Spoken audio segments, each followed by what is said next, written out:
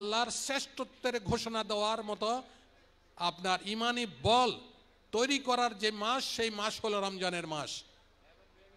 হেদায়েত প্রাপ্তি পাওয়ার জন্য যে মাস, সেটা হলো রমজানের মাস। আল্লাহর নেয়ামতের শুকরিয়া আদায় করার মতো যে মানসিক প্রস্তুতি গ্রহণ করার মাস, সেটা হলো রমজান মাস। বাংলাদেশের 18 কোটি মানুষের জননন্দিত নেতা, এই স্বাধীনতার পরে আহত পঙ্গু শহীদদেরকে নিয়ে যিনি অনেক পরিকল্পনাকারী, বাংলাদেশ জামাত ইসলামী সম্মানিত আমি জনাব ডাক্তার শফিকুর রহমান, মঞ্চে উপবিষ্ট সম্মানিত নেতৃবৃন্দ, আমার সামনে আগত পঙ্গু আহত শহীদ পরিবারের সদস্যবৃন্দ এবং সাংবাদিক ভাইয়েরা, আসসালামু আলাইকুম ওয়া রাহমাতুল্লাহি ওয়া বারাকাতুহু। আমি নিজকে ধন্য মনে করছি, গৌরবান্বিত মনে করছি। অনেক ইফতার মাহফিলিতে আসা যাওয়া করি, অনুষ্ঠানে বক্তৃতাও দেই, কিন্তু আজকে নিজকে ধন্য মনে করছি এই জন্য যে শহীদ যাদেরকে আল্লাহ তাআলা উচ্চ মর্যাদা দিয়েছেন, যাদেরকে আল্লাহ তাআলা মৃত বলতে নিষেধ করেছেন, যাদের ব্যাপারে বলছেন যে তারা জীবিত, তাদের রিজিক আমি বন্টন করি, সেই শহীদ পরিবারের সদস্যদের সামনে কথা বলার সুযোগ আজকে আমি পেয়েছি। সম্মানিত শ্রদ্ধেয় সুধীমণ্ডলী, আপনারা জানেন 24-এর স্বাধীনতার পরে দেশ একটি ফ্যাসিস্ট মুক্ত হলো এবং পেশিবাদের অবসান ঘটল। কিন্তু যাদের রক্তের বিনিময়ে, আহত পঙ্গুত্বের বিনিময়ে এই দেশটা স্বাধীন হলো, এখন পর্যন্ত তাদেরকে নিয়ে বড় কোনো ভাবনা কারো আছে বলে আমাদের কাছে প্রতীয়মান হয়নি। 6 আগস্টের পর থেকেই বাংলাদেশ জামাত ইসলামের আমির ডাক্তার শফিকুর রহমান, প্রথমে আমি বলবো, বাড়াই বলছি না, একমাত্র ব্যক্তি যিনি শহীদ পরিবারের কাছে যাওয়ার জন্য আমাদেরকে দিক নির্দেশনা দিয়েছিলেন। এবং আমরাই ওই সংগঠন যারা এখন পর্যন্ত শহীদরা যেন হারিয়ে না যায় সমাজ থেকে, শহীদরা যেন কালের বিবর্তনে তাদের স্মৃতি যেন মুছে না যায়, এই জন্য বাংলাদেশ জামাত ইসলাম উদ্যোগ গ্রহণ করে শহীদদের তালিকা প্রণয়ন করেছে এবং 10 খণ্ডের একটি বই মোড়ক উন্মোচন করেছে, তিনি ডাক্তার শফিকুর রহমান।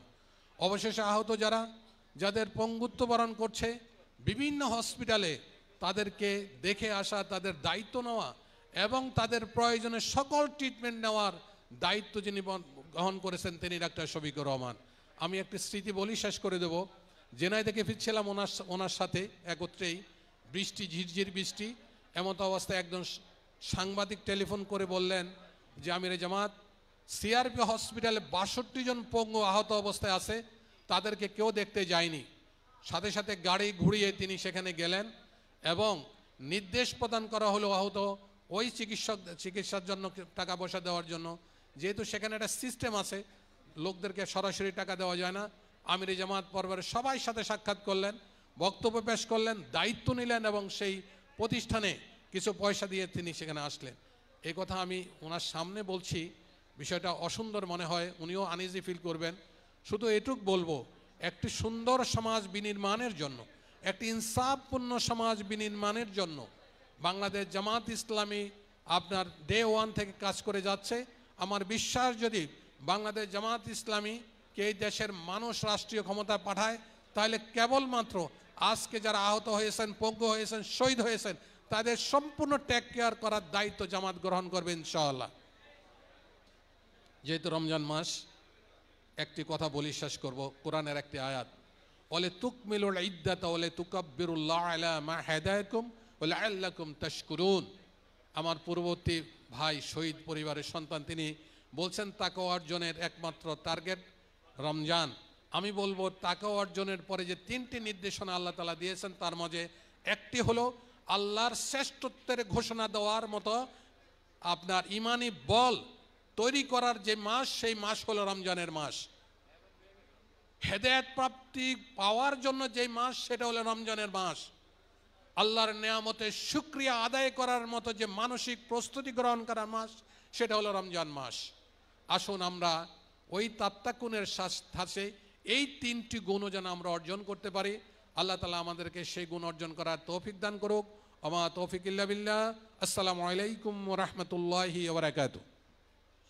পর্যায়ে আমাদের সামনে সুধী মণ্ডলীর পক্ষ থেকে কথা বলার জন্য অনুরোধ করছি বাংলাদেশের মেধাবীদের প্রতিষ্ঠান বাংলাদেশ প্রকৌশল বিশ্ববিদ্যালয়ের সম্মানিত প্রফেসর, বিভাগীয় প্রধান, প্রকৌশলী আমাদের একান্ত শ্রদ্ধাভাজন ফখরুল ইসলাম প্রকৌশলী প্রফেসর ফখরুল ইসলাম তাকে মূল্যবান বক্তব্য রাখার জন্য অনুরোধ করছি।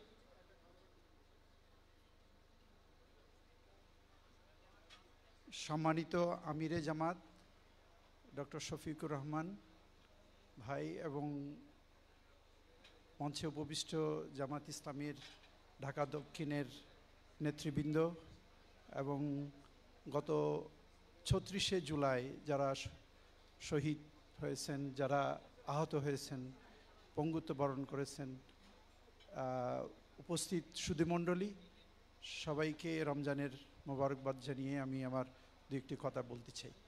সম্মানিত সুধীমণ্ডলী, আজকে যে আমরা এখানে বসছি, এই পরিবেশে বসার সুযোগ সৃষ্টি করে দিয়েছেন যারা, তাদের রক্ত কখনো বৃথা যেতে পারে না। এই রক্তের উপরে এই রক্ত যে জন্যে ঝরেছে, এই রক্ত যে জন্যে দিয়েছে বাংলাদেশের মানুষ, সেটা আমরা সবাই জানি যে মানুষ বাংলাদেশে পরিবর্তন চেয়েছে স্বৈর শাসকের বিরুদ্ধে, স্বৈর শাসনকে খতম করে দিয়েছে এবং এর একমাত্র উদ্দেশ্য ছিল বাংলাদেশের ইতিহাস, কৃষ্টি, সভ্যতা এবং মুসলমানদের যে ঐতিহ্য সেটাকে বুলন্দ করার জন্যে।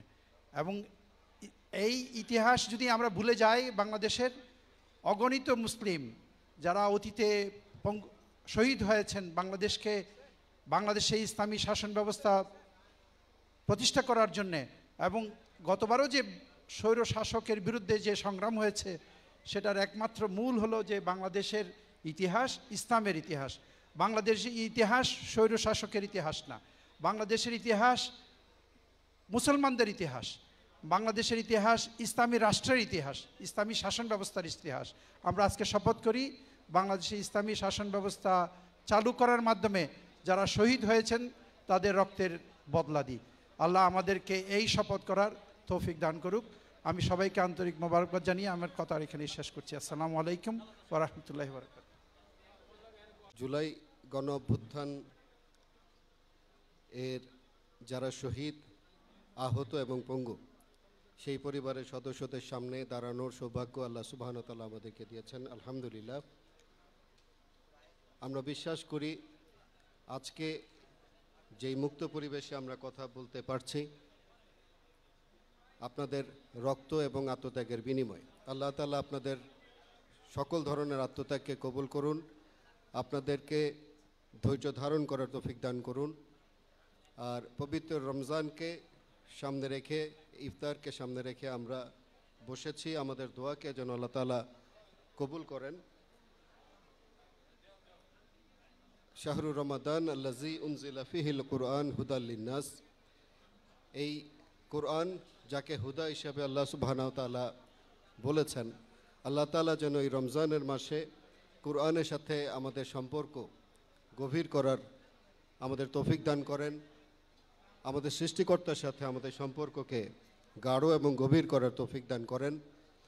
কুতিবা আলাইকুমুস সিয়াম কামা কুতিবা আলাল লাযিনা মিন ক্বাবলিকুম লাআল্লাকুম তাত্তাকুন, আল্লাহ যেন আমাদের সবাইকে মুত্তাকি হিসাবে কবুল করেন। আমি আমার পরিবারের পক্ষ থেকে, আমাদের পরিবারগুলোর পক্ষ থেকে আপনাদের সবাইকে সালাম। আমরা যারা আছি, আল্লাহ যেন আমাদের হেফাজত করেন, নিরাপত্তা দান করেন, আমাদের সবাইকে আল্লাহ যেন কবুল করেন। আমাদের মা, আমাদের বোনদের জন্য আপনারা দোয়া করবেন।